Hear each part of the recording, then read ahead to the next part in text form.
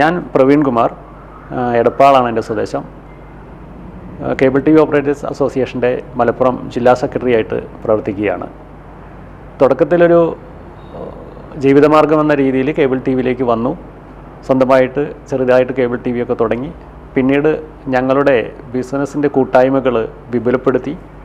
പിന്നീട് സംഘടനയുടെ ഭാഗമായിട്ട് നിരവധി കാലം പ്രവർത്തിക്കുകയൊക്കെ ചെയ്തു. ഇന്ന് ഞങ്ങൾ കേബിൾ ടി വിയുടെ സംസ്ഥാന സമ്മേളനവുമായി ബന്ധപ്പെട്ട് ഈ വരുന്ന മാർച്ച് 28, 29, 30 തീയതികളിലായിട്ട് തിരൂരിൽ നടക്കുന്ന ഒരു സംസ്ഥാന സമ്മേളനവുമായി ബന്ധപ്പെട്ട് എല്ലാവരും തിരൂർ കേന്ദ്രീകരിച്ചാണ് പ്രവർത്തിക്കുന്നത്.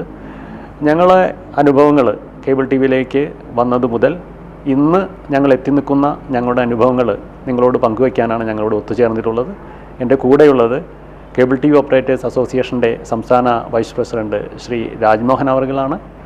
മറ്റൊരു വ്യക്തിത്വം ഈ സംഘടനയുടെ മുൻകാല മലപ്പുറം ജില്ലയുടെ സെക്രട്ടറിയും സംസ്ഥാന സെക്രട്ടറി ആയി വരെ പ്രവർത്തിച്ചിട്ടുള്ള മനോഹരൻ അവർകളാണ്. ഞങ്ങൾ 3 പേരും ആണ് ഇന്ന് ഈ ചർച്ചയിൽ പങ്കെടുക്കുന്നത്, ഞങ്ങളുടെ അനുഭവങ്ങൾ നിങ്ങളോട് പങ്കുവയ്ക്കുന്നത്. 1995 ഞാൻ പ്രീ ഡിഗ്രിക്ക് പഠിക്കുന്ന സമയത്താണ് ഞങ്ങളുടെ നാട്ടിൽ ഇങ്ങനെ ഒരു കേബിൾ ടി വി അവിടെയുള്ള പ്രാദേശികമായിട്ടുള്ള ആളുകൾ തുടങ്ങുന്നത്. നമ്മൾ വളരെ കൗതുകത്തോടെ വലിയ ഡിഷ് ആൻറ്റനുകളൊക്കെ കാണുകയാണ്. ആദ്യമായിട്ടാണ് അങ്ങനെ വലിയ ഡിഷ് ആൻറ്റനുകളൊക്കെ കാണുന്നത്. സാധാരണ നമ്മൾ ഈ ദൂരദർശനിലും ആൻറ്റന ഉപയോഗിച്ചിട്ട് ദൂരദർശൻ ചാനലുകൾ ആ വൈകിട്ടുള്ള ആ കുറച്ച് സമയത്തെ മലയാള പരിപാടികൾ അത് മാത്രം നമ്മളിങ്ങനെ കാതോർത്തിരുന്നിരുന്ന അല്ലെങ്കിൽ കാണാൻ ആഗ്രഹിച്ച്, അത് നമ്മുടെ വീട്ടിലൊന്നും ടി വി ഉണ്ടാവില്ല. അപ്പോൾ ഞങ്ങളുടെ നാട്ടിലെ തന്നെ ഒരു അന്ന് സാമ്പത്തികമായിട്ട് വലിയ മുൻനിരയിൽ നിൽക്കുന്ന ചില വീടുകൾ മാത്രമാണ് അന്ന് ടി വി ഉള്ളത്. അപ്പോൾ അവിടെ പോയിട്ട് നമ്മളത് കാണും. അതായിരുന്നു ആകെ മലയാളത്തിലുള്ള ഒരു ടെലിവിഷൻ പ്രോഗ്രാം എന്ന് പറയുന്നത് കുറഞ്ഞ സമയത്ത് മാത്രം. പിന്നെ ഞായറാഴ്ചകൾ കുറച്ചും കൂടി കൂടുതൽ സമയം ഉണ്ടാവും. പിന്നെ ഹിന്ദിയിലുള്ള കുറേ പ്രോഗ്രാമുകളൊക്കെ. അപ്പോൾ അതിൽ നിന്ന് മാറിയിട്ട് ഒരു സാറ്റലൈറ്റിൽ നിന്ന് ഡയറക്റ്റ് ചാനൽ വരുന്ന ഒരു രീതിയിലേക്ക് വരുമ്പോൾ വളരെ കൗതുകത്തോടെയാണ് നമ്മളിതൊക്കെ പോയി നോക്കി കണ്ടിട്ടുള്ളത്. അന്ന് പഠിക്കുന്ന സമയത്ത് തന്നെ ഇതിനോടൊരു പ്രത്യേക താല്പര്യം അന്ന് തോന്നി. കാരണം അന്ന് ഡിസ്ട്രിബ്യൂട്ട് ചെയ്യുന്നു 4 ചാനൽ അല്ലെങ്കിൽ 6 ചാനലാണ് അന്ന് ആദ്യമായിട്ട് അതിൻ്റെ എക്യുപ്മെൻറ്റുകളൊക്കെ വെച്ച് അവിടെ കൊണ്ടുവന്നു, കേബിളൊക്കെ വലിച്ച് കൊടുക്കുന്നു. അപ്പോൾ അന്ന് അതിൻ്റെ ഭാഗമായിട്ട് രംഗത്തേക്ക് വരുമ്പോൾ അവിടെ നിലവിലവിടെ നിങ്ങളുടെ ആ സ്ഥലത്ത് കേബിൾ ടി വി ഉണ്ടോ? ഇല്ല, തുടക്കം അതാ ഞാൻ പറഞ്ഞത്, തുടക്കുന്ന ഡിസ്ട്രിബ്യൂട്ട് ചെയ്യുന്ന ഇതൊക്കെ നമ്മൾ കാണുകയാണ്. അപ്പോൾ നമ്മുടെ മുമ്പുള്ളത് ഈ ദൂരദർശൻ മാത്രമായിരുന്നല്ലോ. അന്ന് കാണുമ്പോൾ സ്വാഭാവികമായിട്ടും നമുക്കൊരു വലിയൊരു കൗതുകമാണ്. പിന്നെ വീട്ടിൽ കണക്ഷൻ എടുത്തപ്പോൾ കേബിൾ ടി വിയുടെ ആ ഒരു ദൃശ്യാനുഭവം ആദ്യമായിട്ട് മറ്റേ ദൂരദർശനിൽ നിന്ന് മാറി വളരെ ക്ലാരിറ്റിയോട് കൂടിയിട്ട് നമുക്ക് കാണാനുള്ളൊരു അനുഭവം ഉണ്ടല്ലോ. അത് കണ്ട് പിന്നെ നാട്ടിൽ നിന്ന് നടക്കുമ്പോൾ നമുക്ക് സ്വാഭാവികമായിട്ട് താല്പര്യം. സ്വന്തമായിട്ട് ഡിഷ് ഫിറ്റ് ചെയ്യാൻ പോയിരുന്ന ആളാണ്. അതുകൊണ്ട് ഞാൻ പറഞ്ഞു വരുന്നത് അങ്ങനെ ഈ പഠിക്കുന്ന സമയത്ത് തന്നെ ഇതിനോടൊരു പ്രത്യേക താല്പര്യം നമുക്ക് വരികയാണ്. അങ്ങനെ ഇതിൻ്റെ ടെക്നിക്കൽ സൈഡ് കൂടി പഠിക്കാനുള്ളൊരു താല്പര്യം സ്വാഭാവികമായിട്ട് വന്നു. അങ്ങനെയാണ് നമ്മൾ ഡിഷ് ഫിറ്റിങ്ങിൻ്റെ ഒരു ഫീൽഡിലേക്ക് വരുന്നത്. ഡിഷ് അന്ന് കോയമ്പത്തൂരിൽ നിന്ന് വാങ്ങിക്കും, ആളുകൾക്ക് ഇൻസ്റ്റാൾ ചെയ്ത് കൊടുക്കുന്ന രീതിയിലേക്ക് വന്നതാണ്. പിന്നീട് നമ്മുടെ നാട്ടിലുണ്ടായിരുന്ന നെറ്റ്വർക്കുകൾ ചില അവിടെ തുടങ്ങിയ ആളുകളിൽ നിന്ന് ഹാൻഡ് ഓവർ ചെയ്യുന്ന സമയത്ത് നമ്മളത് വാങ്ങി. ആദ്യം 2 പേര് കൂടിയിട്ട് ഒരു പാർട്ണർ ഒഴിവാകുന്ന സമയത്ത് നമ്മൾ വാങ്ങിച്ച് പിന്നെ മറ്റാളുടെ നിന്ന് പൂർണ്ണമായിട്ട് വാങ്ങിച്ചിട്ടാണ് ഞാൻ നെറ്റ്വർക്ക് ഈ ഫീൽഡിലേക്ക് വരുന്നത്. പിന്നീട് ഈ തുടക്ക സമയത്ത് വളരെ കുറഞ്ഞ കണക്ടിവിറ്റിയാണ്. എന്ന് വെച്ചാൽ അത്രയും അന്ന് ചിലവുണ്ട്, കേബിളുകൾ കൊണ്ടുവരാനുള്ള ബുദ്ധിമുട്ട് ഒക്കെ. അന്നും ഇൻസ്റ്റലേഷൻ ചാർജൊക്കെ അന്ന് നമ്മൾ വാങ്ങിയിരുന്നു. അന്ന് കുറച്ച് സാമ്പത്തികമായിട്ട് കുറച്ച് ഉയർന്നു നിൽക്കുന്ന ആളുകൾ തന്നെയാണ് ഇപ്പോൾ ആ കാലത്തൊക്കെ കേബിളിന് കണക്ഷൻ എടുത്തിട്ടുണ്ടാവും, നിങ്ങൾക്കൊക്കെ അറിയാലോ. എന്നിട്ട് ഒരു സ്ഥലത്ത് കാണും, ഒരു വീട്ടിൽ തന്നെ ഇത് കാണാൻ വേണ്ടിയിട്ട് ആ നാട്ടിൻ പ്രദേശത്ത് ഒരുപാട് ആളുകൾ കേബിൾ ടി വി അന്നത്തെ കാലത്ത്. അതെ, അങ്ങനെയാണ് നമ്മൾ ഈ ഫീൽഡിലേക്ക് വരുന്നത്. പിന്നീട് ഡിഷ് ഫിറ്റിംഗ് ആയിരുന്നു, ഞാൻ പറഞ്ഞല്ലോ, ഡിഷ് ഫിറ്റിംഗ്. അതിലപ്പുറം ഈ ചെറിയ കേബിൾ ടി വിയുടെ യൂണിറ്റുകൾ ഇങ്ങനെ വർക്ക് ചെയ്യുന്നുണ്ടാവും. അപ്പോൾ സാങ്കേതികപരമായിട്ട് അറിവുള്ള ടെക്നീഷ്യന്മാർ അന്ന് കുറവാണ്. ഞാൻ എൻ്റെ പ്രീ ഡിഗ്രി പഠനത്തോടൊപ്പം തന്നെ ഇലക്ട്രോണിക്സ് എഞ്ചിനീയറിൻ്റെ ഒരു ഡിപ്ലോമയ്ക്കും കൂടെ പോയി. അപ്പോൾ നമുക്ക് ഇലക്ട്രോണിക്സുമായി ബന്ധപ്പെട്ട് കുറേ ബേസ് കാര്യങ്ങൾ അറിഞ്ഞോട് കൂടിയിട്ട് കേബിൾ ടി വികളിൽ പോയിട്ട് സർവീസ് ചെയ്ത് കൊടുക്കുക, അവരുടെ പ്രശ്നങ്ങൾ പരിഹരിച്ചു കൊടുക്കുക, കംപ്ലൈൻറ്റുകൾ തീർക്കുന്ന ഒരു രീതിയിലേക്കും കൂടി എനിക്ക് വർക്ക് ചെയ്യാനൊന്ന് സാധിച്ചിട്ടുണ്ട്. കാരണം അതുകൊണ്ട് ഏറ്റവും വലിയൊരു ഗുണം എന്താണെന്ന് അറിയോ, കുറേ ഒറ്റപ്പെട്ടുള്ള കുറേ നെറ്റ്വർക്കുകളായിട്ട് ഇന്ന് ഈ സംഘടന ഇത്ര സജീവമാകുന്നതിനേക്കാൾ മുന്നേ പേഴ്സണലി നമുക്കൊരു ബന്ധം ഉണ്ടാക്കാൻ പറ്റിയിട്ടുണ്ട്. കാരണം ആ പ്രദേശത്തെ ലോക്കലി ഉള്ള ആളുകളെ മുഴുവൻ ഓപ്പറേറ്റർമാരെ നമുക്ക് ഡയറക്റ്റ് അന്ന് ബന്ധപ്പെടാൻ സാധിച്ചിട്ടുണ്ട്. അങ്ങനെ ഓരോ ദിവസം ഓരോ സ്ഥലത്ത് പോയിട്ട് റിപ്പയർ ചെയ്യും, അവരുടെ പ്രശ്നങ്ങൾ തീർക്കും. അങ്ങനെ ഒരു കാലം കൂടി എനിക്കുണ്ടായിരുന്നു. നമ്മളിവിടെ 2005 തന്നെയാണ് ഏകദേശം അതിൻ്റെ സ്റ്റാർട്ടിങ് വരുന്നത് തിരൂരിലൊക്കെ. അന്ന് ഇവിടെ നിലവിലൊരു കേബിൾ ടി വി സംവിധാനം ഉണ്ട്. അപ്പം ഞങ്ങൾ കുറച്ച് ഫ്രണ്ട്സ് ഞങ്ങൾ 3-4 പേര് ഇങ്ങനെ ഇതിനെ മറ്റ് ബിസിനസ് ഇതൊക്കെ ആയിട്ട് നടക്കുകയാണ്. ഈ വീടിൻ്റെ പ്ലാൻ വരച്ചു കൊടുക്കുക, പിടിക്കാൻ സിവിൽ ആയിട്ടുള്ള വർക്കൊക്കെ ആയിട്ട് സിവിൽ എഞ്ചിനീയറിങ്ങിൻ്റെ അതിൻ്റെ പ്ലാൻ വരച്ചു കൊടുക്കുക, അതിൻ്റെ എസ്റ്റിമേറ്റ് ഉണ്ടാക്കി കൊടുക്കുക, അങ്ങനെയൊക്കെയുള്ള വർക്കുകളായിട്ട് നടക്കുമ്പോഴാണ് നമുക്കെന്തെങ്കിലും ഒരു മറ്റൊരു ബിസിനസ് വേണമല്ലോ, എന്തെങ്കിലും അഡീഷണൽ ആയിട്ടൊരു ബിസിനസ് വേണമല്ലോ എന്നുള്ള ഒരു ഇത് ആയിട്ട് സ്വയം തൊഴിൽ എന്നുള്ള രീതിക്കാണ് ഇങ്ങനെ വരുന്നത്. അപ്പോൾ ഞങ്ങൾ 3-4 പേര് ഇങ്ങനെ ചേർന്നിട്ട് 2005 ആ സമയത്ത് തന്നെയാണ്, 5 ആ സമയത്ത് തന്നെയാണ്.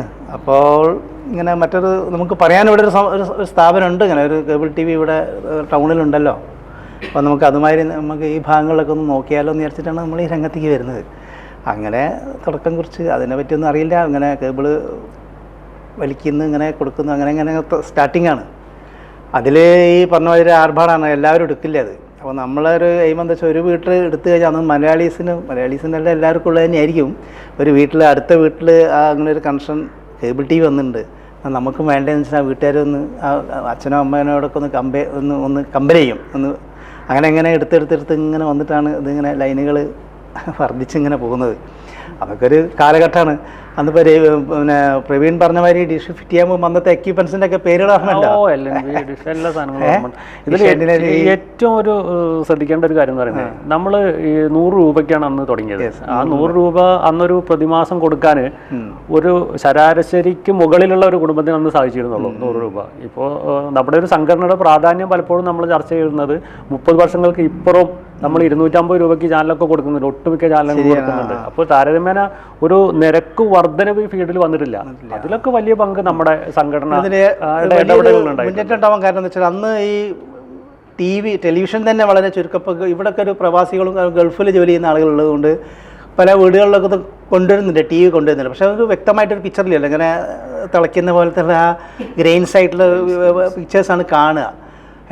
അപ്പോൾ കേബിൾ TV വന്നുകൊണ്ടാണ് ആ ഒരു വ്യക്തത വരുന്ന സിഗ്നൽ കുറച്ചെങ്കിലും വരാൻ തുടങ്ങി. മറ്റേത് ഇതിൻ്റെ മുകളിൽ കയറിയിട്ട് നമ്മൾ മറ്റേ വലിയ കാലൊക്കെ വെച്ച് അങ്ങനെയുള്ളൊരു ആൻറ്റിനൊക്കെ വെച്ചിട്ടായിരുന്നല്ലോ ഇത് കൊടുത്തിരുന്നത്. പിന്നെ അത് ഹെലിക്കൽ ആൻറ്റിനായി ഏഷ്യാനെറ്റ് വന്നപ്പോൾ.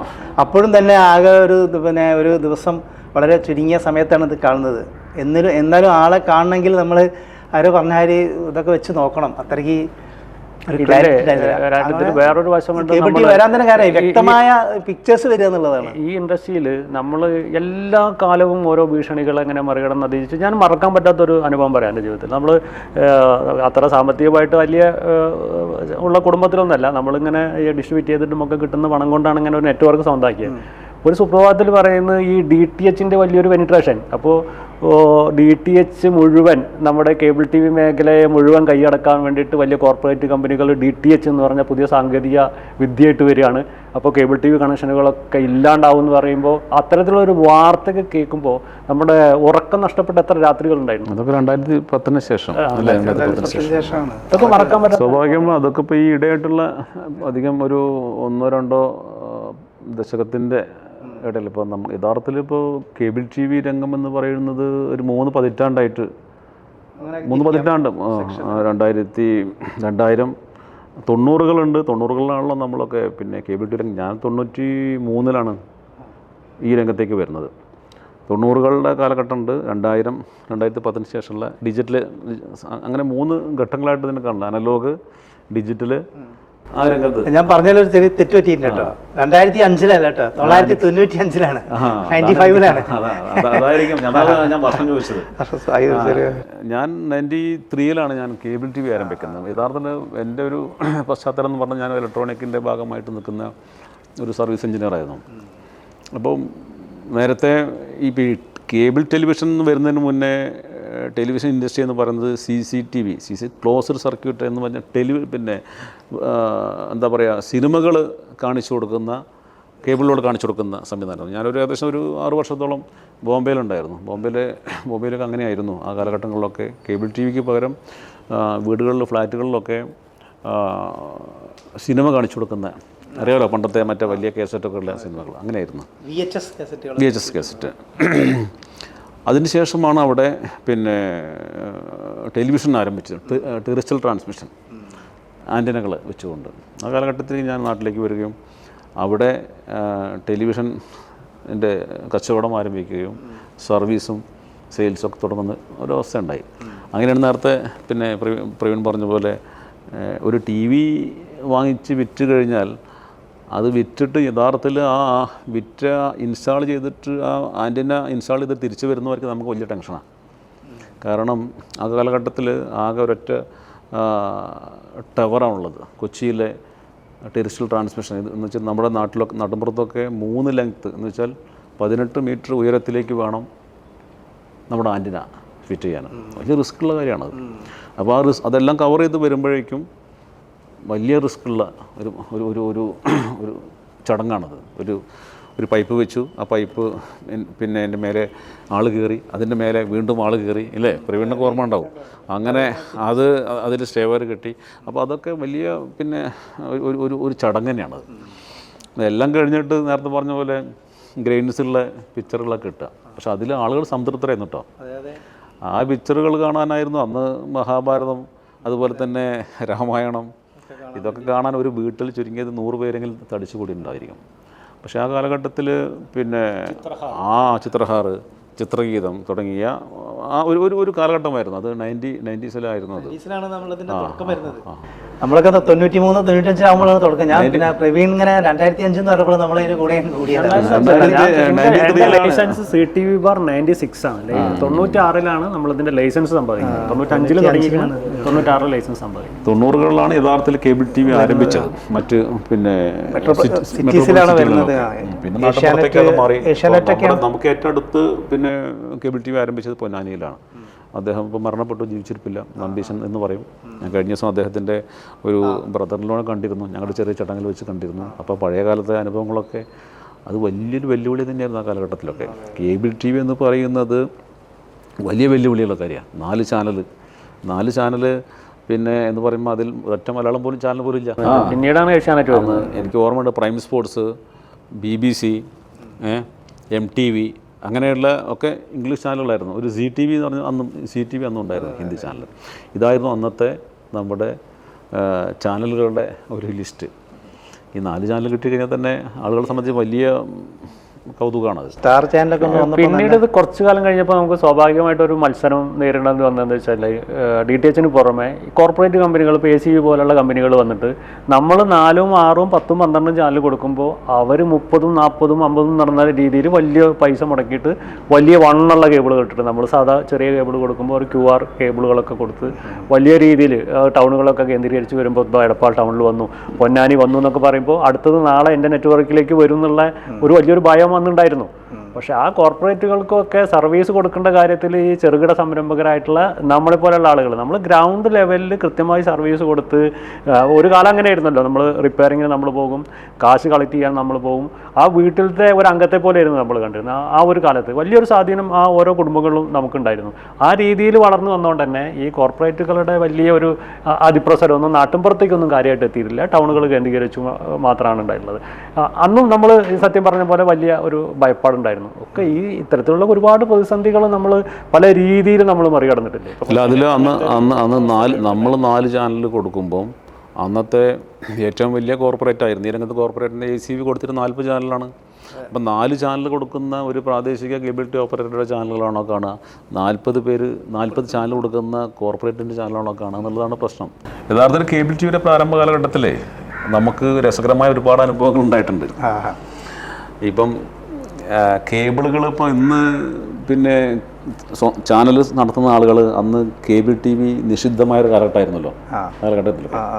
വേണമെങ്കിൽ നമുക്കറിയാം, ഇപ്പോൾ മലപ്പുറം ജില്ലയെ സംബന്ധിച്ച് കേബിൾ TV എന്ന് പറയുന്നത് കാണാൻ പാടില്ലാത്തൊരു സംഭവമായിട്ട് കണ്ടിരുന്ന ഒരു വിഭാഗം ഉണ്ടായിരുന്നു. അപ്പം അന്നൊക്കെ നമ്മൾ കേബിൾ TV രാത്രിയൊക്കെ കട അടച്ച് വരുമ്പോൾ പിറ്റേ ദിവസം ചെന്ന് കഴിഞ്ഞാൽ നമ്മൾ വലിച്ച കേബിളുകളൊക്കെ ഒരു 16 കഷ്ണമാക്കിയിട്ടുണ്ടാവും. ഇതിനോട് ഒരു അത് വലിയ എതിർപ്പായിരുന്നു അവിടെ.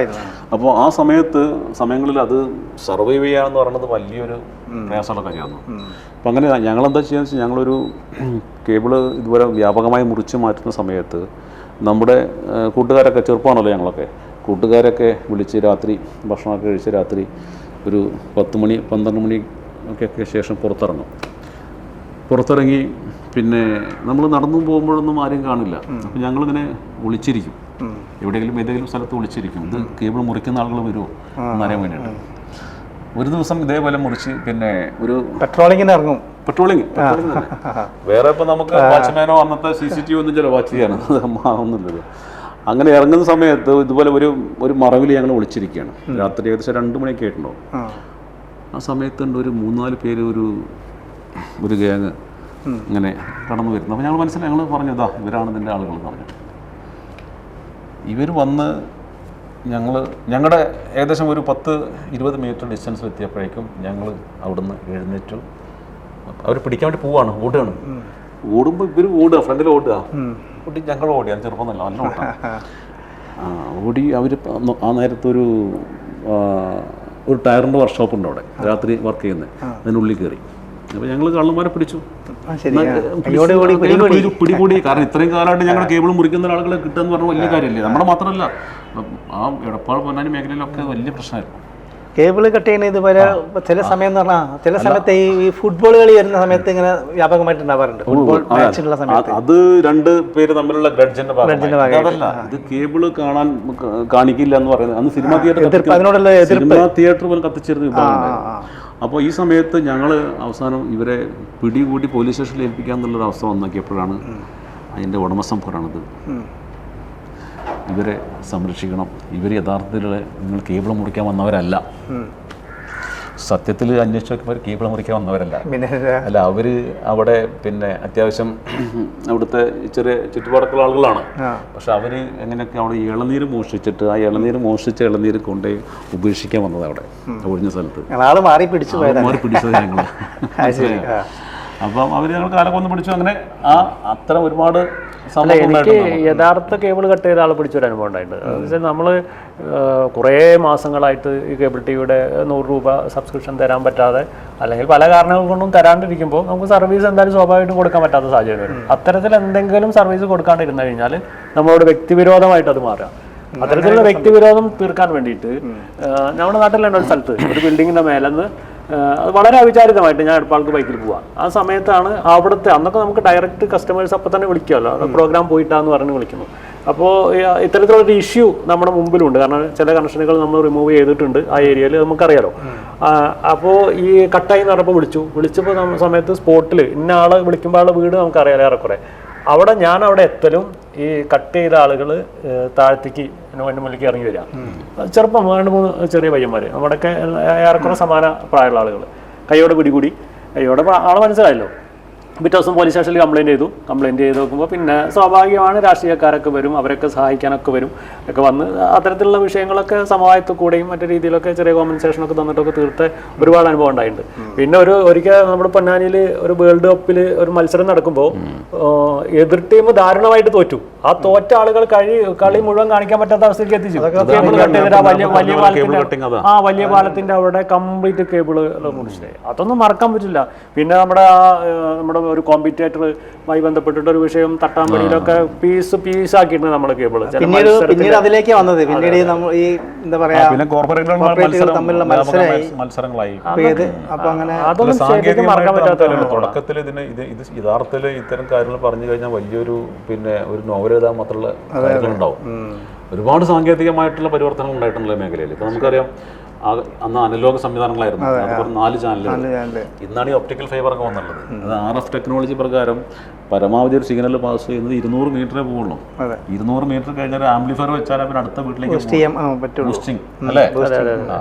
അപ്പോൾ അങ്ങനെ ഇപ്പോൾ നമ്മൾ 200 മീറ്ററിന് അപ്പുറത്തൊരു വീടുണ്ടെങ്കിൽ മാത്രമാണ് അടുത്ത വീട്ടിലേക്ക് പരിപാടി പോവുള്ളൂ. അപ്പം എൻ്റെ അനുഭവത്തിൽ ഇതേപോലെ ഒരു അനുഭവം ഉണ്ടായിട്ടുണ്ട്. ഇതേപോലെ വേൾഡ് കപ്പ് നടക്കുന്ന സമയത്ത് ഓരോ 200 മീറ്ററിൽ ആംപ്ലിഫയർ വെച്ച് പോകണം. അപ്പോൾ ഒരു 2-3 വീടുകൾ കഴിഞ്ഞപ്പോൾ അടുത്തൊരു വീട്ടിൽ ആംപ്ലിഫയർ വെച്ചപ്പോൾ ആ വീട്ടിൽ അവിടുത്തെ അതിൻ്റെ ഉടമസ്ഥൻ വീട്ടിലെ ഫീസൊക്കെ എല്ലാം ഓഫാക്കിയിട്ട് പോയി, സ്വിച്ച് എല്ലാം ഓഫാക്കി പോയി. നമ്മുടെ വേൾഡ് കപ്പ് ഫുട്ബോൾ കാണാൻ വേണ്ടിയിട്ട് അവിടെ അപ്പുറത്തുള്ള ആളുകൾ പിന്നെ വളരെ ആകാംക്ഷയോടെ കാത്തിരിക്കുന്നു. ഇവിടെ ഇയാൾ ഇല്ല. അപ്പം നമുക്കറിയാം, നമ്മുടെ ടെക്നീഷ്യൻ അറിയാം ഇയാളുടെ ഈ പറയുന്ന വീട്ടിൽ സ്വിച്ച് എവിടെയെന്ന് അറിയാൻ പറ്റും. അപ്പം ഈ കക്ഷി ആ വീട്ടിലത്തെ വലിയൊരു തോട്ടിയൊക്കെ കൊണ്ടുവന്നിട്ട് ഈ സ്വിച്ച് ഇങ്ങനെ ഓണാക്കാൻ വേണ്ടി അവരുടെ പിന്നെ എന്താ പറയുക, അവിടുത്തെ വെന്റിലേറ്റർ ഉണ്ടല്ലോ മേലത്തെ, അതിലൂടെ അങ്ങനെ തോട്ടിക്കിട്ട് കുത്തുക. ഓണാക്കിയാലല്ലേ അടുത്ത വീട്ടിലേക്കല്ലേ പവർ പാസ് ചെയ്യുള്ളൂ. പവർ പാസ് ചെയ്യുള്ളൂ. ഇത് കണ്ടിട്ട് ഇതിന്റെ ഉടമസ്ഥൻ വരിക. അപ്പൊ ഈ രാത്രി ഇരുട്ടത്താണത്. എൻ്റെ വീട്ടിൽ സ്വന്തം വീട്ടിന്റെ മേലെ ടെറസിന്റെ മേലെ ഒരു കള്ളം കയറി ഇരിക്കുന്നുണ്ട് എന്നുള്ളതാണ് ഇവർ കരുതിയിട്ട് ഇയാൾ എന്ത് ചെയ്തു വെച്ചാൽ ചുറ്റുഭാഗത്തുള്ള ആളുകളൊക്കെ വിളിച്ചു കൊണ്ടുവന്ന്, അടുത്തുള്ള അയൽവാസികളൊക്കെ വിളിച്ചു കൊണ്ടുവന്ന്. അപ്പം ഞാൻ ആ സമയത്ത് അവിടെ ഉണ്ട്. ഒരു സിനിമയാക്കാൻ പറ്റിയിട്ടുള്ള ഇതൊക്കെ ഉണ്ട് അല്ലേ? സിനിമയാക്കാൻ പറ്റുന്നത് സംഭവമാണ്. ഒരുപാട് അനുഭവങ്ങളാണ്. അങ്ങനെ ഞാൻ താഴെ നോക്കുമ്പം അവൻ്റെ പേര് പിന്നെ സുനിൽ എന്നാണ്. സുനിൽ എന്തോ പന്തികളുണ്ട്, കുറേ ആളുകൾ അവിടെ ഇവിടെയൊക്കെ വന്ന് നിൽക്കുന്നുണ്ട്. എന്താ സംഭവം എന്ന് എനിക്ക് മനസ്സിലായില്ല. അപ്പോൾ എന്തോ പന്തികളുണ്ട്, നീ മെല്ലെ ഇറങ്ങുമെന്ന് പറഞ്ഞു.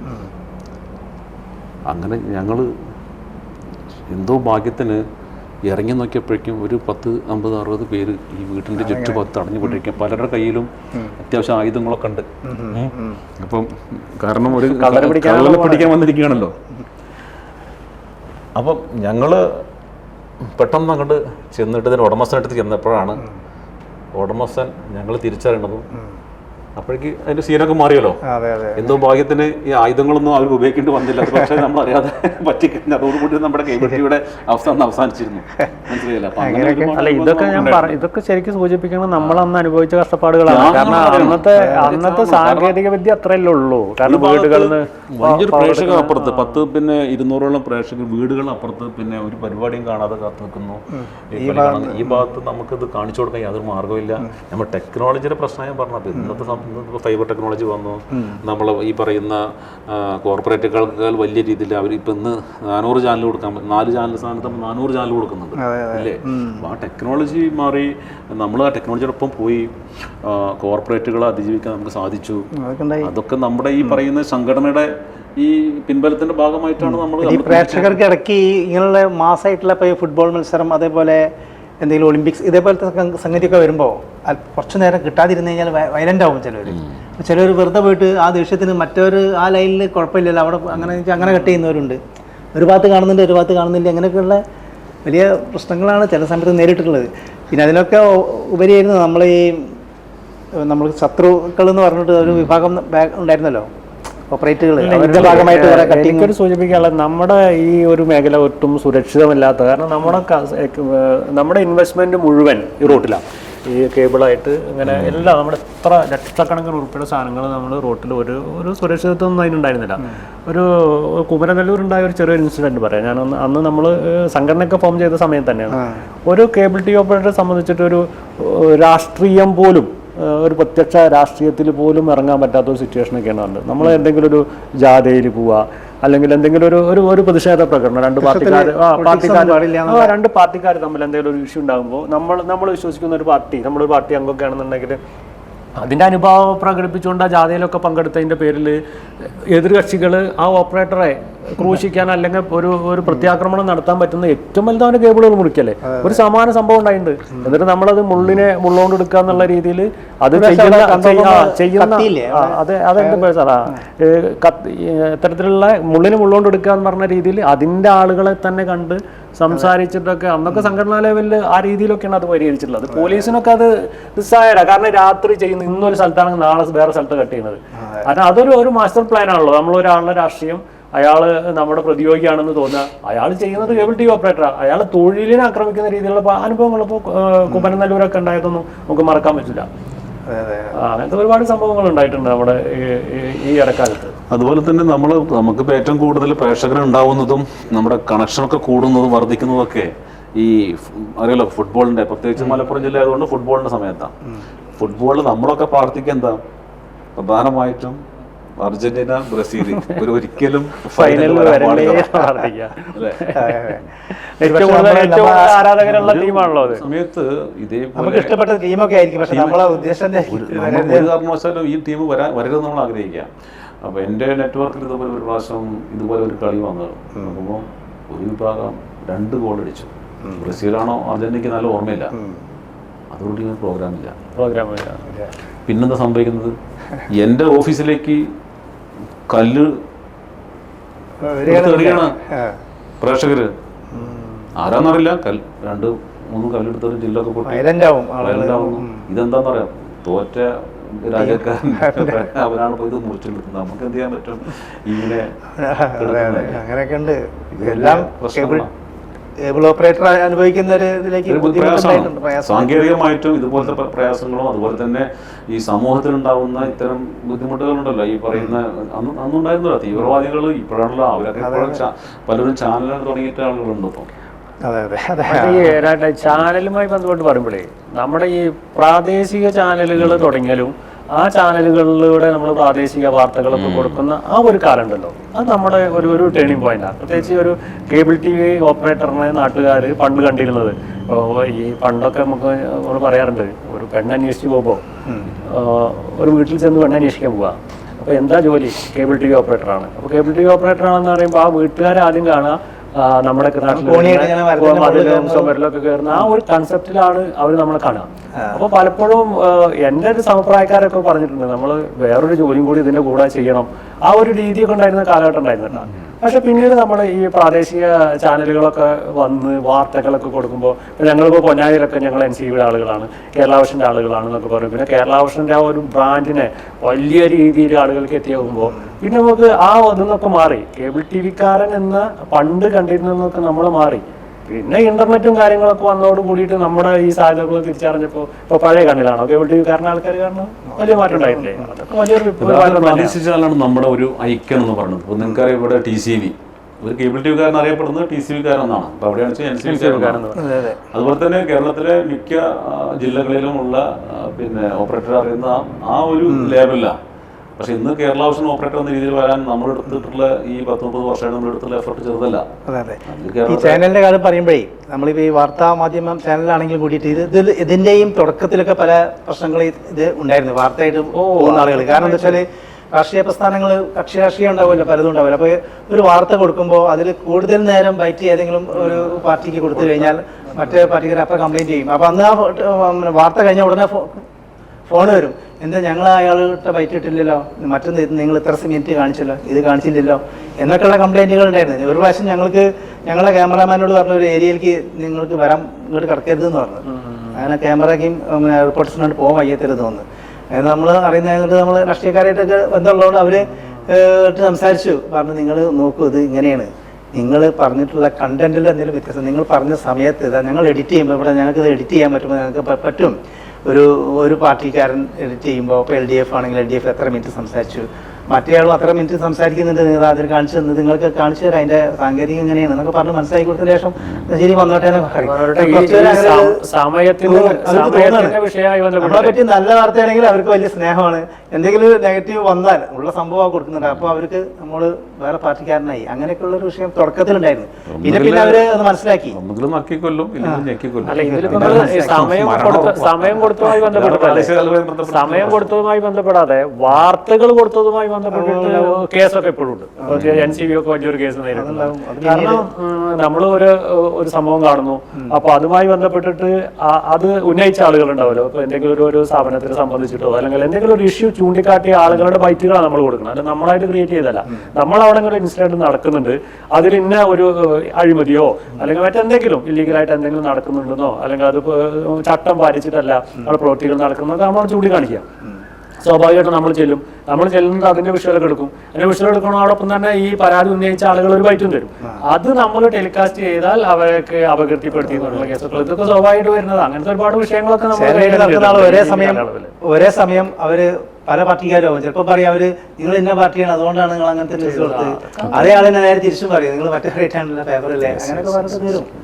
അപ്പോൾ നമ്മളിപ്പോൾ ഇത്ര നേരം നമ്മുടെ പിന്നെ എന്താ പറയാ കേബിൾ ടിവിയെ ബന്ധപ്പെട്ടുള്ള നമ്മൾ അനുഭവിച്ച ത്യാഗങ്ങളും പ്രശ്നങ്ങളും പ്രയാസങ്ങളൊക്കെയാണ് നമ്മൾ പറഞ്ഞത്. പക്ഷെ ഇതിനൊക്കെ ഒരു പരിധി വരെ നമുക്ക് അറുതി വരുത്താൻ നമ്മുടെ സംഘടനയ്ക്ക് സാധിച്ചിട്ടുണ്ടെന്നുള്ളതാണല്ലോ.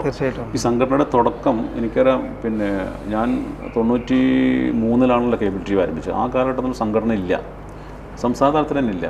മലപ്പുറം ജില്ലയിൽ സംഘടന ഇല്ല, എൻ്റെ ഓർമ്മയിലില്ല. പിന്നെ ആ സമയത്ത് ഞാൻ നേരത്തെ പറഞ്ഞ പൊന്നാനിയിലുള്ള പഴയ അവർ അന്ന് എൻ്റെ കൂടെ പിന്നെ കമ്മിറ്റിക്ക് വന്നിരുന്ന ഒരാളിപ്പം ഇന്നില്ല. പിന്നെ ഒന്ന് നമ്പീശനായിരുന്നു, ഒന്ന് കുമാരൻ നായരായിരുന്നു, അവരൊക്കെ മരണപ്പെട്ടു പോയി. അന്ന് ഞങ്ങൾ തൃശ്ശൂരായിരുന്നു പിന്നെ ജില്ലാ കമ്മിറ്റി എന്ന രീതിയിൽ പോയിരുന്നത്.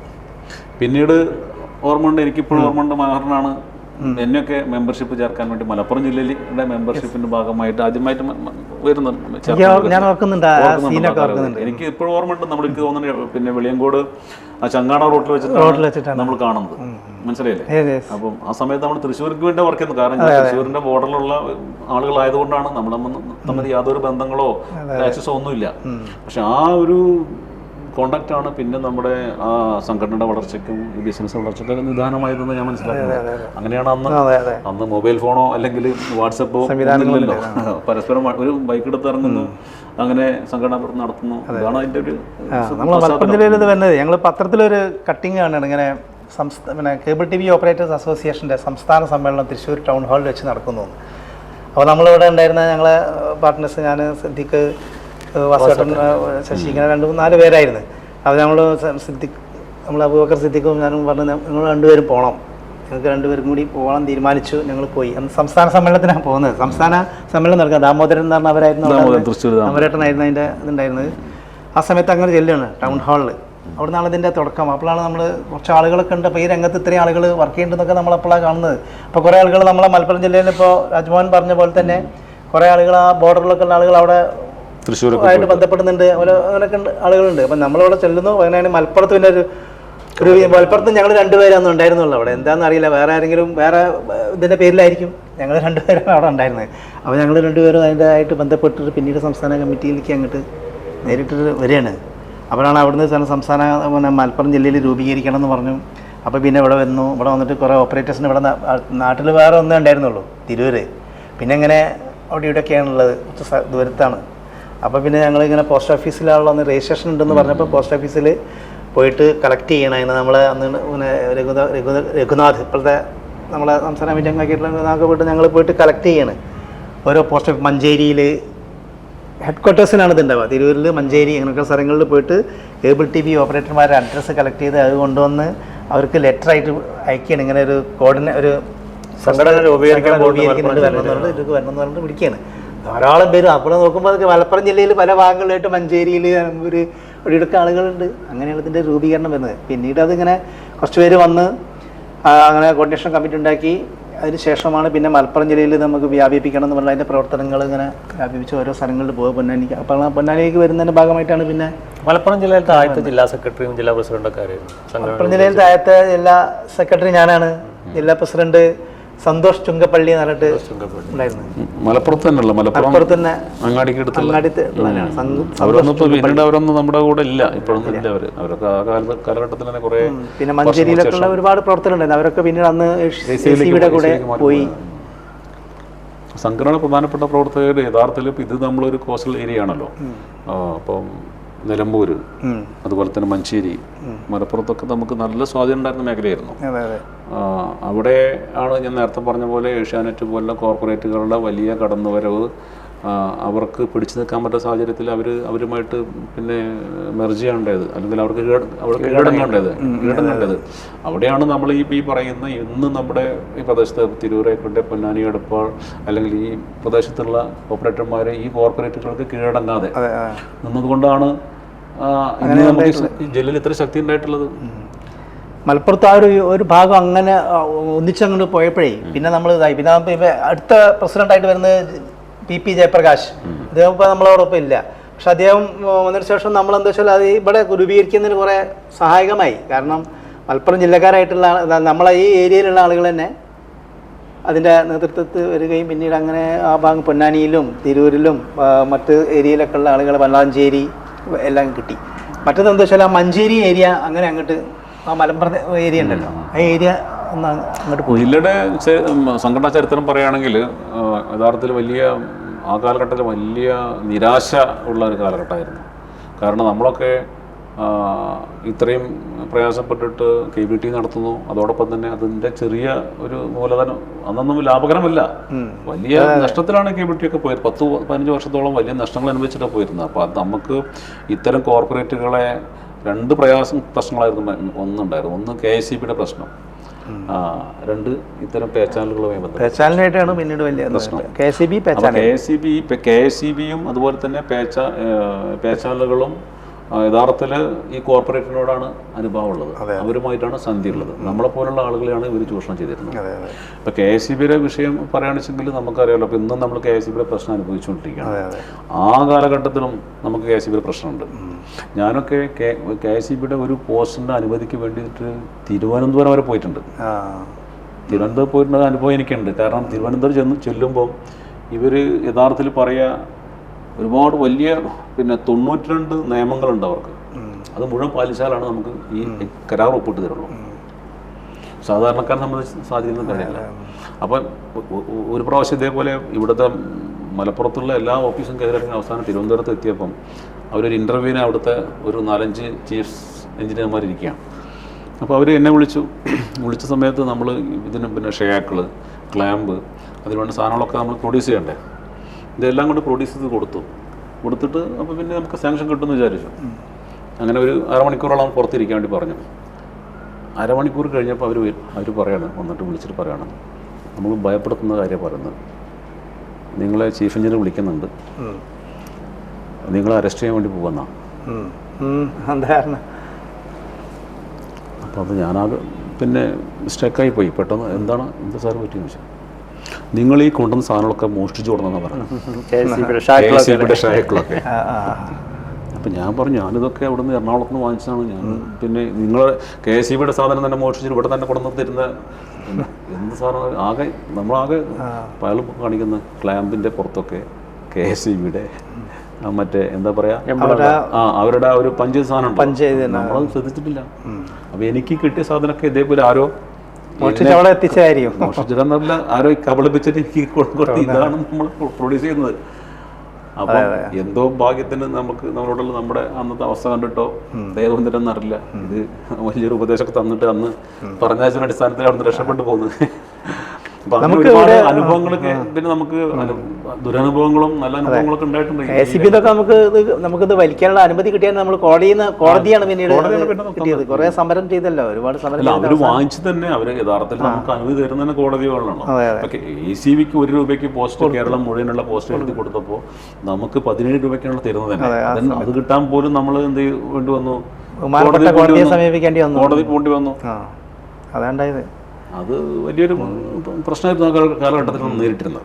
പിന്നെ നമുക്ക് ഈ അപ്ഗ്രഡേഷനൊക്കെ ഇങ്ങനെ വരുന്നോണ്ടിരിക്കുമ്പോൾ ഒരുപാട് ഇൻവെസ്റ്റ്മെന്റ് കിട്ടുന്നതൊക്കെ ഇതിലേക്ക് തന്നെ ഇൻവെസ്റ്റ് ചെയ്തിട്ട് ഇങ്ങനെ കൊണ്ടുവന്നാണ്. ആ പേച്ചാലേർ നമ്മൾ ആ തുടക്കത്തിൽ അവർ നമ്മളെ നല്ലോണം ഇട്ടിട്ട് ബുദ്ധിമുട്ടിച്ചിട്ടുണ്ട് അല്ലേ? ആ തുടക്കത്തിൽ ഏറ്റവും വലിയ പേച്ചാലിന്റെ ചൂഷണം നടന്നത് നമ്മുടെ വേൾഡ് കപ്പ് നടത്തുന്ന സമയത്ത് ടൺ സ്പോർട്സ് വരുമ്പോൾ വേൾഡ് കപ്പ് നടന്നപ്പോൾ ഫുട്ബോൾ കാലഘട്ടത്തിലാണ് അവരുടെ മൊണോപ്പൊളി ആയിരുന്നു. അതെ, ഇപ്പം ഇന്ന് നമ്മുടെ ഒരു മേഖലയിലത്തെ ഒരു പ്രധാനപ്പെട്ട ഭാരവാഹിയുടെ ഞാനൊരിക്കൽ പറഞ്ഞിട്ടുണ്ട്, അച്ഛൻ നമ്മളെല്ലാവരും പറയില്ല കെട്ടുതാലി പണയം വെച്ചിട്ടാണ് ഈ കേബിൾ TV ഉണ്ടാക്കിയെന്ന് പറയില്ലേ. യഥാർത്ഥത്തിൽ അയാൾ കെട്ടുതാലി പണയം വെച്ചിട്ടാണ് ബോക്സ് വാങ്ങിച്ചത്. കെട്ടുതാലി അദ്ദേഹത്തിന് ബോക്സ് കൊടുക്കാമെന്ന് പറഞ്ഞിട്ട് പണം വാങ്ങിച്ചു വെച്ചു, കൊടുത്തില്ല. ആദ്യം കൊടുത്ത് രണ്ടാമത് ചെന്നപ്പം അന്ന് കൊടുത്ത പണത്തിൻ്റെ ഇരട്ടി ചോദിച്ചു. ശരിക്കും ഷൈലോക്കുമാരുടെ പോലെ തന്നെ. ആദ്യം വന്ന് 25,000 മറ്റോ ചോദിച്ചത്, കൊടുത്തു. പിന്നീട് ചെന്നപ്പം ബോക്സ് കൊടുത്ത് വാങ്ങിക്കേണ്ടപ്പോൾ വീണ്ടും അത്രയും പണം ചോദിക്കാം. ഒരു തരത്തിലുള്ള ഒരു എന്താ പറയുക, ഒരു കണക്കും കാര്യമില്ലാത്ത രീതിയിലും അദ്ദേഹം 25,000 പോയിട്ട് 25 രൂപ എടുക്കാൻ പറ്റാത്ത അവസ്ഥയിൽ അയാൾ കരഞ്ഞുകൊണ്ട് ഇറങ്ങി വരുന്ന ഒരു രംഗമാണ് ഞങ്ങൾ കാണുന്നത്. കരഞ്ഞുകൊണ്ട് ഇറങ്ങി വരികയാണ്, ആ പടി ഇറങ്ങി വരിക. ഒരു ഭാഗത്ത് പിന്നെ പ്രേക്ഷകർ, അവരുടെ വരിക്കാർ, ഒരു ഭാഗത്ത് ഈ പേച്ചാലുകൾ, ഈ ചെയ്ത്താൻ്റെ കടലിൽ നടക്കുന്നവരല്ലേ. അവിടെയാണ് ഞങ്ങൾ ആ മേഖലയിലത്തെ പിന്നെ പൊന്നാനിലാറുള്ള TMC എന്ന കമ്പനി കുമ്പിടി ഭാഗത്തുള്ള ഓപ്പറേറ്റർമാരുമായിട്ട് കൂടിച്ചേരുന്നത്. അവിടെയാണ് നമ്മൾ ടെക്നോളജി നമ്മൾ സഹായിച്ചത്. അവിടെയാണ് ഒപ്റ്റിക്കൽ ഫൈബർ വന്നിട്ട് ഈ പറയുന്ന ഒരു എന്താണ് ഒരു കണക്ടിവിറ്റി ഉണ്ടായത്. അതുകൊണ്ട് മാത്രമാണ് അന്ന് അദ്ദേഹം നമുക്ക് പിന്നെ പ്രൊട്ടക്ട് ചെയ്യാൻ പറ്റും. ഇതിൽ പറ്റിപ്പോൾ ഞാനിന്ന് മനോഹരേട്ടനെ പരിചയപ്പെടുന്നുണ്ടെങ്കിൽ അതൊക്കെ സംഘടനാ പ്ലാറ്റ്ഫോമിൽ വന്നത്. സംഘടനയുടെ ഭാഗമായിട്ടാണ് ഇന്ന് നമ്മൾ എല്ലാവരും പരസ്പരം പരിചയപ്പെടുന്നതും പിന്നീട് അത് നമ്മുടെ ബിസിനസ് വളർന്ന് ബിസിനസ് പാർട്ട്നേഴ്സൊക്കെ ആയി മാറുന്നതൊക്കെ ഈ സംഘടനാ പ്ലാറ്റ്ഫോമിൽ നിന്നുകൊണ്ടാണ്. അപ്പോൾ സംഘടനയ്ക്ക് തീർച്ചയായിട്ടും നമ്മുടെ കേരളം എന്ന് പറഞ്ഞ ഈ കൊച്ചു സംസ്ഥാനത്ത് കേബിൾ TVയെ നമ്മുടെ ഓരോ ഘട്ടത്തിലും ഓരോ തളർച്ചയിലും വളർച്ചയിലും നമ്മളെ സഹായിക്കാൻ വലിയ പങ്ക് സംഘടന വഹിച്ചിട്ടുണ്ടെന്നുള്ള ഒരു കേബിൾ ടി വി ഓപ്പറേറ്റർ മറന്നു പോകില്ല, അവരുടെ ജീവിതത്തിൽ മറന്നു പോകില്ല. കുടുംബമായിട്ട് ഉള്ളതല്ലേ, ഒരു കുടുംബത്തിന്റെ റിലേഷൻ. പണ്ടത്തെ കഥകൾ നമ്മൾ പറഞ്ഞില്ല, അന്ന് ഉണ്ടായിരുന്ന നമ്മുടെ ജീവിത നിലവാരങ്ങൾ. പിന്നീട് നമുക്ക് ഞാൻ പറഞ്ഞില്ല, ഈ സംഘടിച്ച് നിന്ന് ബിസിനസ് കൂട്ടായ്മകൾ ഉണ്ടാക്കി ചെലവുകളൊക്കെ നമുക്ക് ചുരുക്കാൻ പറ്റി. പേ ചാനലുകളോടൊക്കെ സന്ധിയില്ലാ സമരമൊക്കെ ചെയ്തിട്ട് നമുക്ക് പറഞ്ഞല്ലോ, ഒരു കാലത്തുണ്ടായിരുന്ന അന്നൊക്കെ ഭയങ്കര ടെൻഷൻ അടിച്ചിരുന്നല്ലോ, ഒറ്റയ്ക്ക് ചെയ്തിരുന്ന കാലത്ത്. ഒരു സബ് ഡിസ്ട്രിബ്യൂഷൻ മാത്രമായിട്ട് ഇപ്പോൾ പൊന്നാനിയിൽ മാത്രം ഞങ്ങൾ ഒതുങ്ങിക്കുന്ന കാലത്തുള്ള ബുദ്ധിമുട്ട് പിന്നീട് നമ്മൾ തിരൂരും പൊന്നാനിയും കൂടി ഒന്നിച്ച് മലപ്പുറം ജില്ലയുടെ ഒരു ആസ്ഥാനമായപ്പോൾ ഒന്നുകൂടി നമുക്ക് ആശ്വാസമായി. അത് സംസ്ഥാനത്ത് ഒന്നിച്ചൊരു വലിയൊരു ഏകീകരണം ഉണ്ടായതോടുകൂടിയിട്ട് വീണ്ടും നമുക്ക് ചെലവ് കുറയ്ക്കാൻ സാധിച്ചു. അതിൻ്റെയൊക്കെ മാർഗനിർദ്ദേശം തന്നത് ഈ സംഘടനയാണ്. അതിൻ്റെയൊക്കെ മാർഗദർശനം തന്നത് ഈ സംഘടനയാണ്. സംഘടനയുടെ കൃത്യമായിട്ടുള്ള ദിശാബോധമാണ് അതിന്റെ നേതൃത്വത്തിന്റെ വീക്ഷണത്തോടുകൂടിയുള്ള പ്രവർത്തനമാണ്. പക്ഷേ ഇത് കേബിൾ ടി വി ഓപ്പറേറ്റർമാർക്ക് മാത്രമല്ലെന്നേ, ഇത് യഥാർത്ഥത്തിൽ ഇവിടുത്തെ സമൂഹത്തിന് എങ്ങനെ ഗുണം ഉണ്ടായിട്ടാണ് നോക്കുന്നത്. നമുക്കറിയാമല്ലോ, കേരളത്തിൻ്റെ വെളിയിലുള്ള അന്യ സംസ്ഥാനത്തൊക്കെ നമ്മളെക്കാൾ ഇരട്ടി പണം കൊടുത്തുകൊണ്ട് കേബിൾ ടി വി അന്ന് വാങ്ങിക്കുമ്പോൾ അല്ലെങ്കിൽ ദൃശ്യമാധ്യമങ്ങൾ ഉപയോഗിക്കുമ്പോൾ നമ്മളതിൻ്റെ കുറഞ്ഞ നിരക്കിൽ എന്തുകൊണ്ടാണ് നമ്മുടെ ഈ സാധാരണക്കാരെ നേരത്തെ ഇവിടെ പറഞ്ഞില്ലേ, അവരുടെ സ്വീകരണ മുറിയിലേക്കും അടുക്കളയിലേക്കും കയറി പോകാനുള്ള അവകാശം അല്ലെങ്കിൽ അവരധികം തരുന്നുണ്ട് അവർ. അപ്പോൾ അവരുടെ പ്രയാസങ്ങൾ മനസ്സിലാക്കുന്നതുകൊണ്ട് നമ്മൾ കുറഞ്ഞ നിരക്ക് നമുക്ക് കിട്ടണമെന്ന് പറയുന്നത്. അപ്പോൾ അങ്ങനെ കുറഞ്ഞ നിരക്കിൽ കേബിൾ ടി വി കിട്ടിയത് കൊണ്ട് മാത്രമാണ് ഈ കേരളത്തിലെ ഈ ഇന്ന് 30 ലക്ഷത്തോളം വരുന്ന ആളുകൾ നമ്മളോടൊപ്പം നിൽക്കുന്നത്. ഇന്ന് കേരളത്തിൽ 1ാം സ്ഥാനത്ത് നമ്മൾ നിൽക്കുന്നത്. അതിപ്പോൾ കേബിൾ ടി വിയിലായിക്കോട്ടെ, ഇപ്പം ഇന്ന് നമ്മളുള്ള 13 ലക്ഷം വരുന്ന ബ്രോഡ്ബാൻഡ് ഉണ്ട്. ഇതിനൊക്കെ നമുക്ക് സ്വീകാര്യത ഉണ്ടാവാനുള്ള കാരണം നമ്മൾ അവരോട് കാണിച്ചിട്ടുള്ള എന്താ പറയുക ഒരു നിലപാടാണ്. സോഷ്യൽ കമ്മിറ്റ്മെന്റ് നമ്മൾ കാണിച്ചിട്ടുണ്ട്. അതുകൊണ്ട് തന്നെ ഇതിൽ ഇത്രയേ ഉള്ളൂ ചുരുക്കി പറയാം. നമ്മുടെ ഇവിടെ ഒരു സംഘടിതമായിട്ട് നിന്നതുകൊണ്ടാണ് ഇപ്പോൾ കേബിൾ ടി വിയുടെ കാര്യത്തിലായിക്കോട്ടെ, ഈ കോർപ്പറേറ്റുകൾ അവരുദ്ദേശിച്ച അവരുടെ പദ്ധതി ഒന്നും കേരളത്തിൽ നടപ്പായിട്ടില്ല. ഈ എത്ര സൗജന്യം ആദ്യം കൊടുക്കുക, അതായത് വലിയ തോതിലുള്ള സൗജന്യങ്ങൾ കൊടുക്കും, പിന്നീട് ആ സൗജന്യങ്ങൾ കൊടുത്തത് മുഴുവൻ തിരിച്ചു പിടിക്കുക. അതല്ല ഇപ്പോൾ കോർപ്പറേറ്റുകൾ ചെയ്യാറ്. ഇപ്പോൾ മൊബൈൽ കൊടുത്ത സമയത്ത് എത്രയോ മൊബൈൽ സൗജന്യമായിട്ട് കൊടുക്കും. അന്നത്തെ പ്ലാനുകൾ കണ്ടില്ലേ, ഡാറ്റ പ്ലാനുകളുടെ ഒരു സമയത്ത് വളരെ കുറഞ്ഞ റേറ്റിൽ കൊടുക്കി. പിന്നെ അതൊക്കെ നിന്നില്ലേ, മൊബൈൽ കമ്പനികൾ തന്നെ വളരെ നാമമാത്രം വിരലിടാവുന്ന രീതിയിലേക്കുള്ള കമ്പനികളായിട്ട് ചുരുങ്ങി. അതേപോലെ തന്നെയാണ് ഈ കേബിൾ ടി വി മേഖലയും ഇൻ്റർനെറ്റൊക്കെ അവർ കണ്ടിട്ടുണ്ടായിരുന്നത്. പക്ഷേ ഇപ്പോൾ തന്നെ നോക്കൂ, ഈ വയേർഡ് ഇൻ്റർനെറ്റിൽ നമ്മൾ ഈ റെയിൽവേയുടെയും അതുപോലെ തന്നെ BSNLിൻ്റെയും ഒക്കെ ഫ്രാഞ്ചൈസികൾ എടുത്ത് നമ്മൾ കൊടുത്തിരുന്ന കാലത്ത് അന്ന് ഇൻ്റർനെറ്റിൻ്റെ പ്ലാനുകളിലൊക്കെ റേറ്റ് എന്താ, 2 MB ഒരു കണക്ഷൻ തന്നെ വലിയൊരു റേറ്റ് അല്ലേ. പിന്നെ എന്താ, നമ്മളിത് കൊടുക്കാൻ തുടങ്ങി. കേരള വിഷൻ ബ്രോഡ്ബാൻഡിലേക്ക് കാലെടുത്ത് വെച്ചപ്പോൾ നമ്മൾ ഈ കോർപ്പറേറ്റുകളോട് മത്സരിക്കുന്ന രീതിയിൽ ചെറിയ പ്ലാനുകൾ ഉണ്ടാക്കിയിട്ട് സാധാരണക്കാരന് കൊടുക്കാൻ പറ്റുന്ന രീതിയിലേക്ക് ഈ ഇൻഡസ്ട്രിയിൽ നമ്മൾ ഇടപെട്ടപ്പോഴല്ലേ റേറ്റ് പറഞ്ഞ്. ഇപ്പം ഏതെങ്കിലും പ്ലാൻ അവതരിപ്പിക്കുമ്പോൾ GB ലിമിറ്റൊക്കെ നമ്മൾ പറയാറുണ്ട്.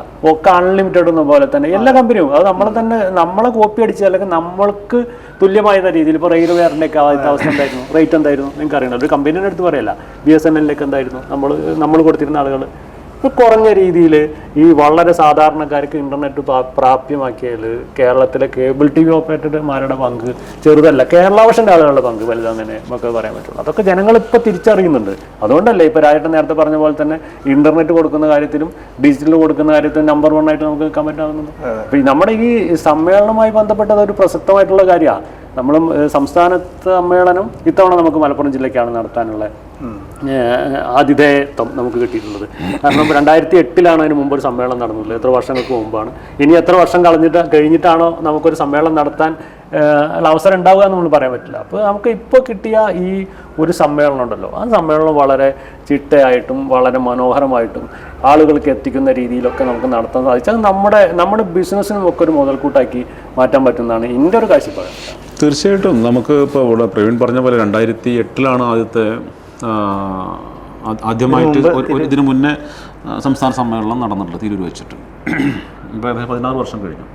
എനിക്കിപ്പോഴും ഓർമ്മയുണ്ട് അന്നത്തെ സമ്മേളനത്തിൻ്റെ ഭാഗമായിട്ട് അതിൻ്റെ തൊട്ട് മുന്നേ ഈ തിരൂർ നഗരത്തിൽ പ്രധാനപ്പെട്ട എല്ലാ ഈ പ്രദേശങ്ങളിലും GI പോസ്റ്റുകൾ സ്ഥാപിച്ചിട്ട് അന്നത്തെ ഒരു കോർപ്പറേറ്റ് കമ്പനി ACV ഇവിടെ ആധിപത്യം സ്ഥാപിക്കാൻ വേണ്ടി വന്നു.